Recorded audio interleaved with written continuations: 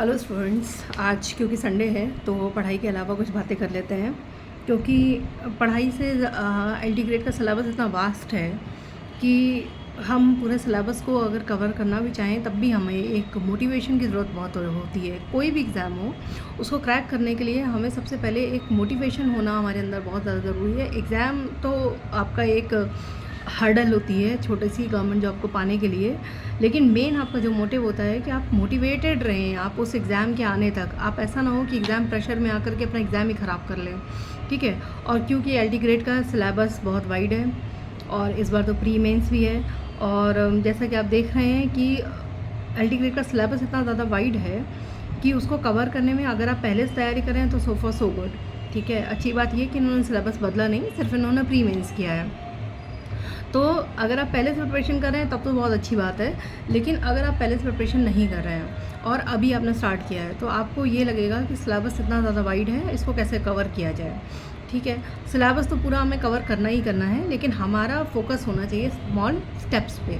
What are the small steps that we are going that I am talking about. I am talking about small steps of solving MCQs daily, ठीक है। आपको कोई भी chapter आता हो या ना आता हो, या आपने जो भी राइटर अभी तक कवर कर लिया है, जैसे अभी तक हम लोगों ने कौन से राइटर कवर कर लिए हैं, तो अभी तक हमने वर्ड्सवर्थ को कवर कर लिया है, अभी तक हमने पीबी शैली को कवर कर लिया है। माना कि मैंने बहुत छोटे वीडियोस बनाए हैं, तो वो छोटे वीडियोस इसलिए बनाए हैं ताकि आप एग्ज़ाम पॉइंटर्स के हिसाब से मैंने बनाए हैं। अगर आप लोग रिक्वेस्ट करेंगे तो उसकी डिटेल्स भी हम लोग पढ़ सकते हैं, और डिटेल्स अवेलेबल भी हैं, आप लोग सभी पढ़ ही रहे होंगे। तो आपको क्या करना है, जो भी राइटर्स आप कवर करते चल रहे हैं उनके MCQs को आप सॉल्व करिए।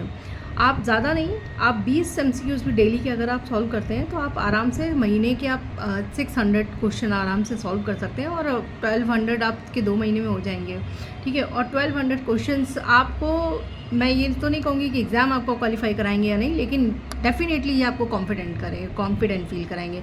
जब आप एग्ज़ाम हॉल में बैठे हो तो आपके लिए सबसे ज़्यादा ज़रूरी है आपका कॉन्फिडेंट फील करना कि हाँ मैंने पढ़ाई की है, हाँ मतलब मेरा एग्ज़ाम अच्छे से जाएगा, ठीक है। तो अभी आपके लिए क्या ज़रूरी है कि आप MCQs डेली सॉल्व करें।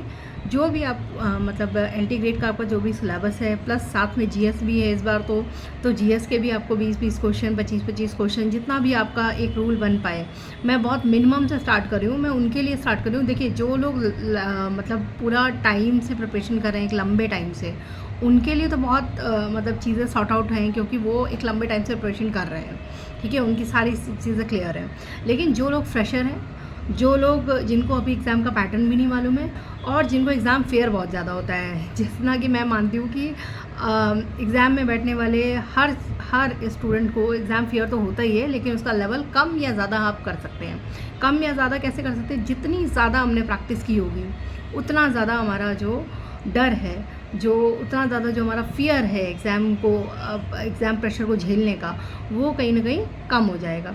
और मेरा फोकस इसी बात पे है कि आप, क्योंकि माइनस मार्किंग है, तो आप क्वेश्चन तो करें ही, लेकिन जो क्वेश्चन करें वो ज़्यादा से ज़्यादा आप सही करें, आप गलत ना करें, ठीक है। तो यही मैं कहना चाहूँगी कि आप लोग जो है डेली का कम से कम 20 से 25 क्वेश्चन रोज़ के, आप GS के, आप लिटरेचर के, आप जो भी पढ़ रहे हैं इस समय एलटी ग्रेड की तैयारी के लिए, क्योंकि हमारा एग्ज़ाम बहुत बार हमारा बहुत ज़्यादा पास में है, अक्टूबर-नवंबर तक होने की संभावना है पूरी। तो आप उसको क्या करें, आप उसको सीरियसली लेकर के आप पर डे का, आप जितना आपके पास टाइम हो, अगर आप वर्किंग हैं तो फिर आपके पास टाइम की लिमिटेशंस होंगी, जैसे कि मेरे पास रहती हैं, ठीक है। तो टाइम की लिमिटेशंस हैं, स्टिल आपको करना तो है ही, एग्ज़ाम तो हमें देना ही है। तो उसी के हिसाब से अगर आप हाउसवाइफ हैं तो अपने एग्ज़ाम का लेवल थोड़ा सा बढ़ा दें, ठीक है। 50 क्वेश्चन अप्रॉक्स पर डे का करें, ठीक है। बहुत सारे ऐसे ऑप्शंस हैं, आपके पास बुक्स होंगी, यूज़ की होंगी, और उसको सॉल्व करते टाइम आप ये ना देखें कि ये एलटी ग्रेड के एग्ज़ाम में आया है या नहीं आया है। तो एलटी ग्रेड का अभी तक जो सिलेबस अभी आ रहा है वो उसका कभी अभी तक केवल एक ही एग्ज़ाम हुआ है, तो आप उससे कैसे मतलब पता लगा सकते हैं, ठीक है। तो जितने भी आपके जो चैप्टर्स जितने भी जो आपके सिलेबस में राइटर्स दिए हुए हैं, उनसे रिलेटेड किसी भी एग्ज़ाम में मैं कहती हूँ कि अगर किसी हाई लेवल एग्ज़ाम में भी अगर वो क्वेश्चन आए हैं तो आपको उनको ध्यान रखना चाहिए। क्यों ध्यान रखना चाहिए? क्योंकि उससे हमारे इंपॉर्टेंट जो पॉइंटर्स हैं वो क्लियर हो जाते हैं। हम एग्ज़ाम के टाइम पे अगर हमें पॉइंटर्स याद रहते हैं ना, मैं आपको पॉइंटर्स क्यों डेली कराती हूँ, क्योंकि मुझे ये लगता है कि अगर पॉइंटर्स आपको ध्यान रहते हैं तो वो चीज़ आपके माइंड में हमेशा क्लिक करती है। 1 मिनट 1.5 मिनट के शॉर्ट्स मैं इसीलिए बनाती हूँ ताकि आपको ये रहे कि अगला राइटर मुझे ये कवर करना है। जब आपको पॉइंटर्स दिए जाएँ तो आप अगले राइटर को कवर करिए, उसी राइटर को कवर करके उनके जितने भी आपके एमसीक्यूज़ हो सके आप उसको 2 दिन 4 दिन जिस हिसाब से आपके पास टाइम अवेलेबल हो आप उसको सॉल्व करें। ठीक है, आपके राइटर्स प्रिपेयर होना बहुत ज़्यादा ज़रूरी है।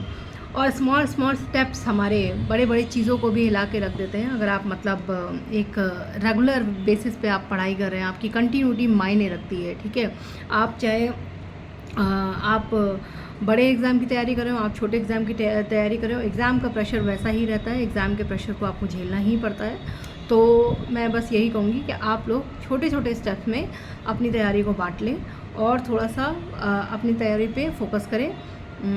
होप सो कि अगर आपको लगे कि होप सो कि आपको अच्छी लगी होगी वीडियो। मुझे लगा कि संडे है और संडे पे थोड़ा सा एग्ज़ाम प्रेशर कम करते हैं और थोड़ा सा मतलब हम लोग अपने मोटिवेशन पॉइंट को भी ध्यान रखेंगे, क्योंकि हर तीसरे दिन हर चौथे दिन आपको ये पता है कि कंपटीशन इतना ज़्यादा है, तो पता नहीं एग्ज़ाम का कैसा क्या सीन रहेगा।